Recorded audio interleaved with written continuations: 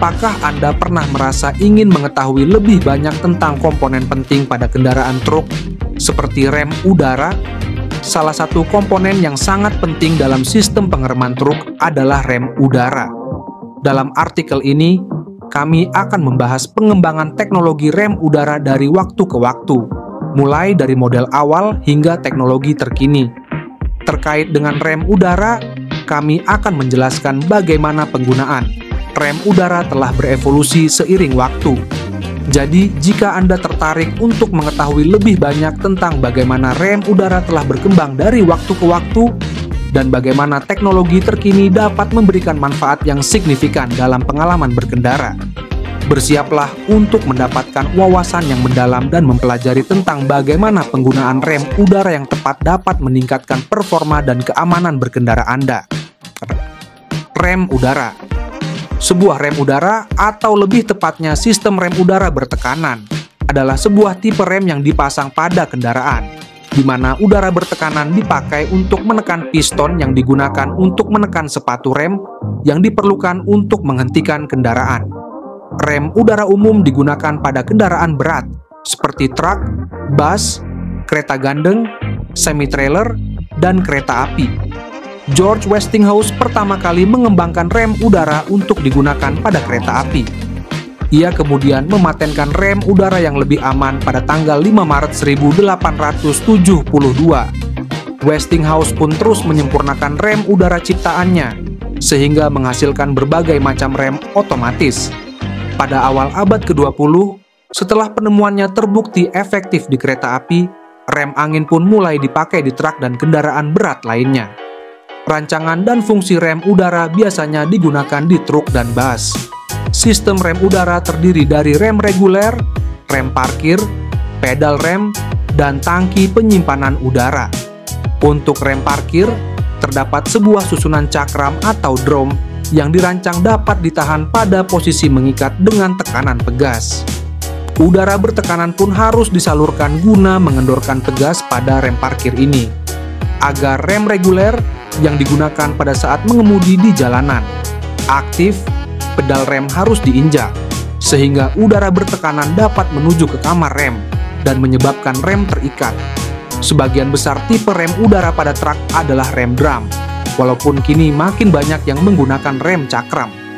Kompresor udara mendapatkan udara dari lingkungan sekitar dan menekannya ke penampungan bertekanan tinggi, sekitar 120 PSI. Sebagian besar kendaraan berat pun memiliki indikator tekanan udara di dashboard pengemudi dan kerap dipasangi lampu peringatan, sehingga pengemudi dapat menyadari jika tekanan udaranya tidak normal. Selain itu, juga kerap dijumpai sebuah wig-wag mekanis yang secara otomatis muncul di jangkauan pandang pengemudi saat tekanan udara menurun hingga titik tertentu. Rem parkir membuat rem darurat akan melepas udara bertekanan yang ada di antara tangki penyimpanan udara bertekanan dan rem itu sendiri, sehingga memungkinkan rem mengikat. Jika saluran udara bertekanan bocor, rem pun akan mengikat. Sebuah sistem rem udara bertekanan dibagi menjadi sistem pasokan dan sistem kendali. Sistem pasokan berfungsi menekan, menyimpan, dan memasok udara bertekanan ke sistem kendali serta ke sistem truk lain yang dioperasikan dengan udara. Kendali pergantian gigi, servo bantuan udara pedal kopling. Sistem pasokan kompresor udara dikendalikan oleh mesin melalui katrol poros engkol via sabuk atau langsung dari gigi pewaktu mesin. Kompresor ini dilumasi dan didinginkan oleh sistem pelumasan dan pendinginan mesin. Udara bertekanan pertama-tama melalui sebuah koil pendingin dan kemudian menuju pengering udara untuk mengurangi kelembaban dan ketidakmurnian minyak, dan juga dapat melewati regulator tekanan, katup pengaman, dan penampung pembersih kecil. Sebagai pengganti pengering udara, sistem pasokan dapat dilengkapi dengan perangkat anti beku dan pemisah minyak. Udara bertekanan kemudian disimpan dalam sebuah penampung pasokan dan kemudian didistribusikan melalui katup perlindungan 4 arah ke penampung utama, penampung rem belakang, dan penampung cadangan, penampung rem parkir, dan titik distribusi pasokan udara tambahan. Sistem ini juga meliputi berbagai macam katup pemeriksa, pembatas tekanan, penguras, dan katup pengaman. Sistem rem udara juga dapat dilengkapi sebuah perangkat wig-wag yang digunakan untuk memperingatkan pengemudi jika tekanan udara menurun hingga terlalu rendah. Sistem kendali.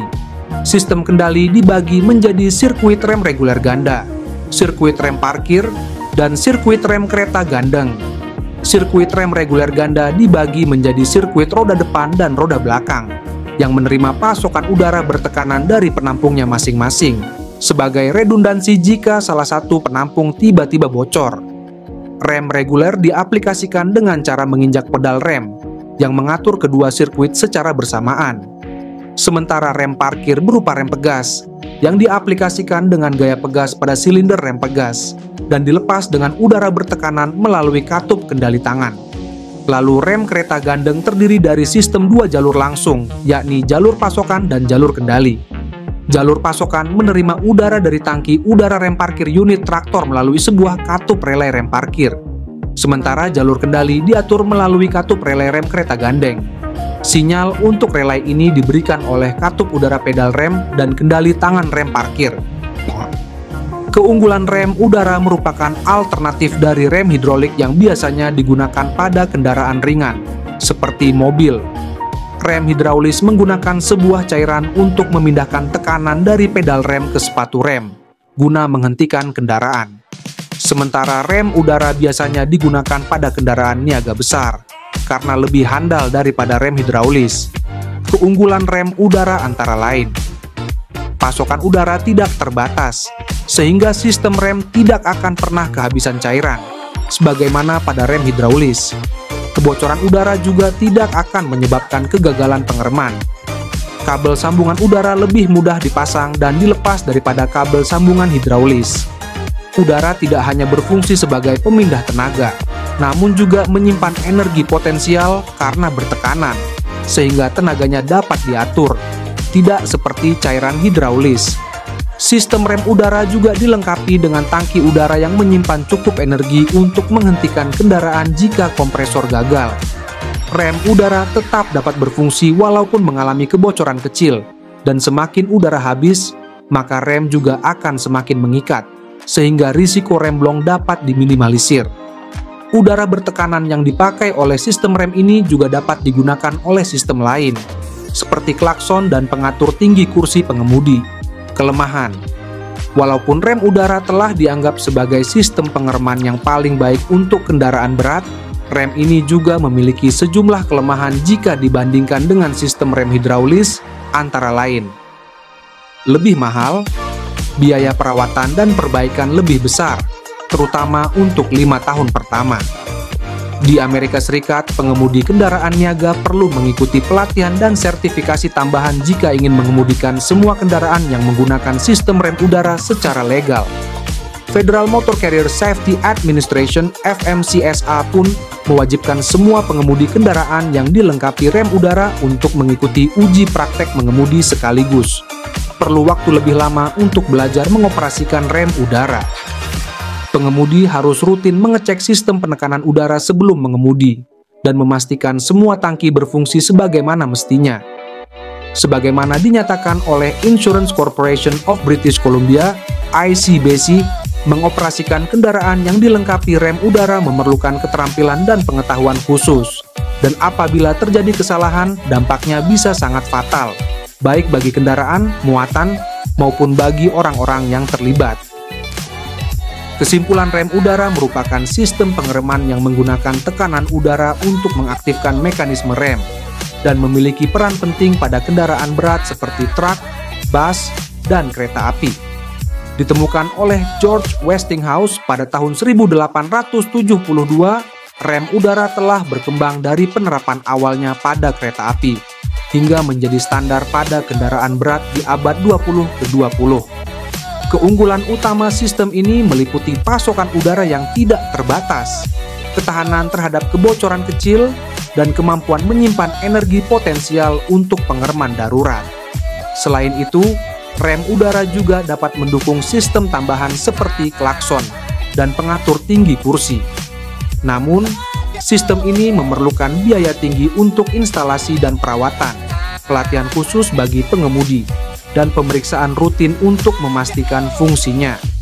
Dengan kelebihan dan kekurangannya, rem udara tetap menjadi pilihan utama untuk memastikan keamanan dan efisiensi pada kendaraan berat di berbagai industri transportasi.